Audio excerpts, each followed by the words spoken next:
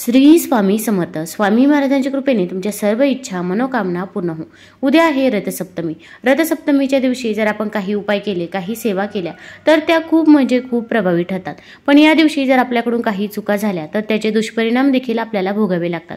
भरपूर वेळा आपल्याला काही गोष्टी या माहीत नसतात आणि आपल्याकडून या चुका होऊन जातात. अगदी आपण जाणून बुजून चुका करत नाही, पण तरी पण आपल्याकडून चुका झाल्यामुळे आपण जी काही पूजा केली, सेवा केली, त्याचे फळ हे आपल्याला पाहिजे तसे मिळत नाही. मग आपण म्हणतो की मी पूजा केली, सेवा केली, तरी पण मला त्याचे फळ का मिळाले नाही, उलट मला त्याचे दुष्परिणामच हे भोगावे लागले. मग या रथसप्तमीच्या दिवशी कोणत्या गोष्टी कराव्या की ज्यामुळे आपल्या घरामध्ये सुख शांती समृद्धी, घरामध्ये पैसा येईल, माता लक्ष्मी ही स्थिर राहील. तसेच या दिवशी कोणत्या चुका करू नये की ज्यामुळे आपल्याला त्याचे दुष्परिणाम हे भोगावे लागणार नाही. मग या दिवशी आपल्या घरामधील अशा काही वस्तू आहे की ज्या चुकूनही कुणाला द्यायच्या नाही. तसेच आपण घरामध्ये अशा काही भाज्या आहे की ज्या चुकूनही घरामध्ये बनवायच्या नाही. मग या दिवशी काय करावे व काय टाळावे याबद्दलची सर्व माहिती आपण आज या व्हिडिओमधून जाणून घेणार आहोत. तत्पूर्वी तुम्ही चॅनलवरती नवीन असाल तर चॅनल लाईक करा व सबस्क्राईब देखील करा. कमेंटमध्ये श्री स्वामी समर्थ किंवा ओम सूर्याय नमः लिहायला विसरू नका. रथसप्तमी हा हिंदू धर्मातील एक महत्त्वाचा दिवस आहे, जो एक उत्सव म्हणून देखील साजरा केला जातो. हा दिवस सूर्यदेवतेचा उत्सव आहे, म्हणून याला सूर्यदेवतेचा जन्मदिवस देखील मानला जातो, जो संपूर्ण जगाला प्रकाश देणारा आणि विश्वात जीवन शक्य करणारा सूर्य आहे. त्याबद्दल कृतज्ञता व्यक्त करण्यासाठी हा दिवस लोक साजरा करतात.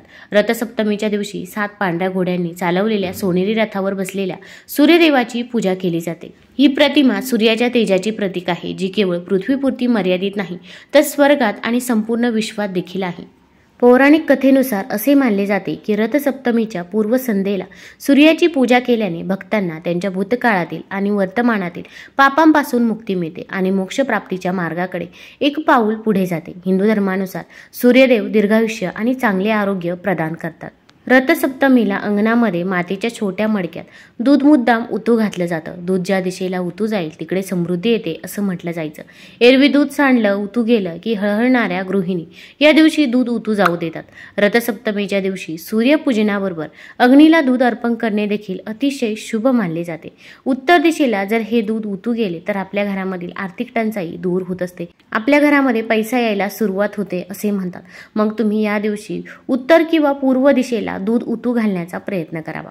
आता या दिवशी आपण सकाळी लवकरच उठायचं आहे. अगदी तुम्ही ब्रह्ममुहूर्तावरती उठलं तरी पण चालेल. या दिवशी आपल्याला पिवळ्या रंगाचे वस्त्र परिधान करणे शक्य असेल तर आवर्जून पिवळ्या रंगाचे वस्त्र परिधान करू शकता, किंवा अगदी पिवळा रंग नसेल तर तुम्ही पिवळ्या रंगाचा रुमाल दिवसभर सोबत ठेवला तरी पण चालेल.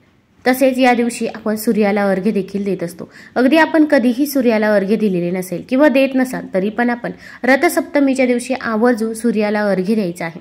आपण एक तांब्या भरून पाणी घ्यायचं आहे. आता एक गोष्ट लक्षात घ्यायची आहे की जेव्हा आपण सूर्याला अर्घ्य देत असतो तेव्हा आपण तांब्याचाच तांब्या वापरायचा आहे, किंवा कोणतंही तुम्ही तांब्याचं भांडं वापरू शकता. इतर कोणतंही भांडं आपल्याला वापरायचं नाही. मग प्लॅस्टिकचं असेल किंवा काळवंडलेलं भांडं असेल, तुटलेलं भांडं असेल तर असं चुकूनही घ्यायचं नाही. आपण तांब्याचा तांब्या घ्यावा. त्यामध्ये आपण 2 थेंब गंगाजल टाकायचं आहे, शुद्ध जल टाकायचं आहे, थोडेसे काळे तीळ, अक्षदा, हळदी कुंकू, फूल अर्पण करायचं आहे आणि या पाण्याने आपल्याला सूर्याला अर्घ्य द्यायचं आहे. आता सूर्याला अर्घ्य देत असताना ते पाणी आपल्या पायावरती पडणार नाही याची देखील आपल्याला काळजी घ्यायची आहे. मग सूर्याला अर्घ्य देत असताना आपण ओम सूर्याय नमः, ओम सूर्याय नमः या मंत्राचा जप करायचा आहे. मग जेव्हा आपण अर्घ्य देत असतो तेव्हा आपण खाली एखादं भांडं देखील ठेवू शकता किंवा एखादी बकेट ठेवली तरी पण चालेल. त्यानंतर ते पाणी तुम्ही एखाद्या झाडाला टाकलं तरी पण चालेल, पण हे पाणी आपल्या पायदळी जाणार नाही याची देखील आपल्याला काळजी घ्यायची आहे. या रथसप्तमीच्या दिवशी आपल्याकडून कुणाचाही अपमान होणार नाही, ही गोष्ट लक्षात ठेवावी. भरपूर वेळा आपल्या घरामध्ये भांडण तंटे होत असतात. मग सासू सुना असतील किंवा जावा असतील आणि आपल्या घरामध्ये जर भांडण तंटे झाले आणि त्यानंतर आपण जर पूजा करायला घेतली तर पूजेमध्ये आपले लक्ष लागत नाही. आपले सर्व लक्ष हे आपल्या घरामध्ये भांडण तंटे झाले, वादविवाद झाले त्याकडेच असते. त्यामुळे या दिवशी घरामध्ये चुकूनही भांडण तंटे, वादविवाद करायचे नाही. तसेच रथसप्तमी हा दिवस हळदी कुंकवाचा शेवटचा दिवस असतो. त्यामुळे जर तुम्हाला हळदी कुंकू करायचं असेल तर याच दिवशी करायचं आहे. तसेच आपल्या आसपास असे काही व्यक्ती असतात की ते दुष्कृत्य करतात किंवा इतरांबद्दल नेहमी वाईट बोलत असतात, पण ते व्यक्ती आपल्यासोबत चांगले बोलतात, चांगले राहतात, म्हणून आपण त्या व्यक्तींसोबत राहत असतो. पण या दिवशी अशा व्यक्तींच्या इथे चुकूनही आपण अन्न ग्रहण करायचं नाही किंवा कोणतीही गोष्ट असेल तर ती ग्रहण करू नये. आपण जर असे केले तर आपण देखील पापाचे भागीदार होत असतो. त्यामुळे या व्यक्तींपासून आपण 2 हात या दिवशी लांबच राहायचं आहे. तसेच आपल्या घरामध्ये अशा काही वस्तू असतात की ज्या माता लक्ष्मी स्वरूप असतात, तर त्या वस्तू आपण या दिवशी कुणालाही द्यायच्या नाही. मग तांदूळ असेल, मीठ असेल, साखर असेल, या वस्तू माता लक्ष्मी स्वरूप असतात. उलट या वस्तू आपण जर घरामध्ये संपण्याच्या अगोदर आणून ठेवल्या तर आपल्या घरामध्ये माता लक्ष्मी ही स्थिर राहते. घरामध्ये कधीही अन्नधान्याची कमतरता ही भासत नाही. तर या दिवशी आपण या वस्तू चुकूनही कुणाला द्यायच्या नाही. आपण जर या वस्तू दिल्या तर आपल्या घरामधील माता लक्ष्मी ही निघून जात असते व आपल्या घरामध्ये अलक्ष्मीचा वास होत असतो. तसेच या दिवशी जर आपल्या दाराजवळ कोणी काही मागण्यासाठी आले तर त्या व्यक्तीला देखील आपण तसेच जाऊ द्यायचं नाही. मग तुम्ही जर महिला असेल तर तिची ओटी भरू शकता किंवा अन्नदान केलं तरी पण चालेल किंवा एखादा ग्लास भरून पाणी दिलं तरी पण चालेल, पण ती व्यक्ती आपल्या दारातून तशीच जाता कामा नये. तसेच एखादा पाळीव प्राणी असेल, कुत्रा असेल, गाय असेल, मांजर असेल, असा कोणताही प्राणी असेल तर त्याला देखील आपण हकलून लावायचं नाही किंवा त्याच्यावरती देखील आपण काठी उचलायची नाही.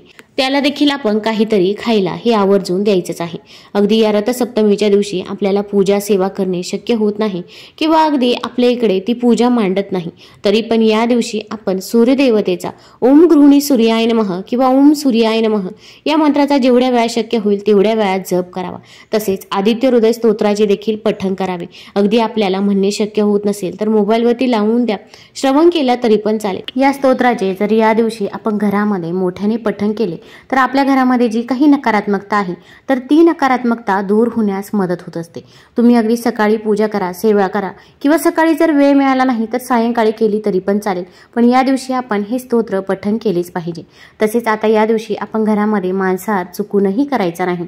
मांसाहार हा पूर्णपणे वर्ज्य करायचा आहे. अगदी आपल्या घरातील काही व्यक्ती बाहेरून मांसाहार करून येत असतात, त्यांना देखील आपण ही गोष्ट सांगून ठेवायची आहे. कारण की जर त्यांनी जरी मांसाहार केला तर आपण जी काही पूजा केली, सेवा केली तर त्या सेवेचे देखील आपल्याला फळ मिळत नाही. त्यामुळे या गोष्टीची देखील काळजी घ्यायची आहे. तसेच या दिवशी कांदा लसूण देखील वर्ज्य करायचा आहे, कारण की कांदा लसूण हा तामसिक आहारामध्ये मोडला जातो. आता या दिवशी आपल्याला काही भाज्यांचे सेवन करायचे नाही. या दिवशी आपण वांग्याची भाजी बनवायची नाही, त्यासोबत दुधी भोपळा आणि कोबीची भाजी देखील आपण बनवू नये. या 3 भाज्या आपण या दिवशी पूर्णपणे वर्ज्य करायच्या आहे. अगदी सकाळ असेल किंवा सायंकाळ असेल यावेळेस देखील आपण या भाज्या चुकूनही बनवायच्या नाही. या दिवशी आपल्याला सात्विकच अन्न ग्रहण करायचं आहे. तसेच या दिवशी आपण जेव्हा देवाला नैवेद्य अर्पण करत असतो तर तो आपल्याला दूध आणि साखरेचा नैवेद्य अर्पण करायचा आहे. मग आपण दूध उतू घालत असाल तर तो नैवेद्य जेव्हा दूध उतू जातं त्यानंतर सुगडामध्ये जे काही दूध राहतं तो नैवेद्य तुम्ही देवाला अर्पण करायचा आहे आणि त्यानंतर थोड्या वेळाने तो नैवेद्य आपण ग्रहण करायचा आहे. ते दूध तुम्ही ग्रहण करावं. तसेच जर आपल्या घरामध्ये अगदी दूध उतू घालत नसाल तरी पण या दिवशी आपण दूध आणि साखरेचा नैवेद्य अर्पण करावा. तुम्हाला जर हा व्हिडिओ आवडला असेल तर चॅनल लाईक करा, सबस्क्राईब करा. धन्यवाद.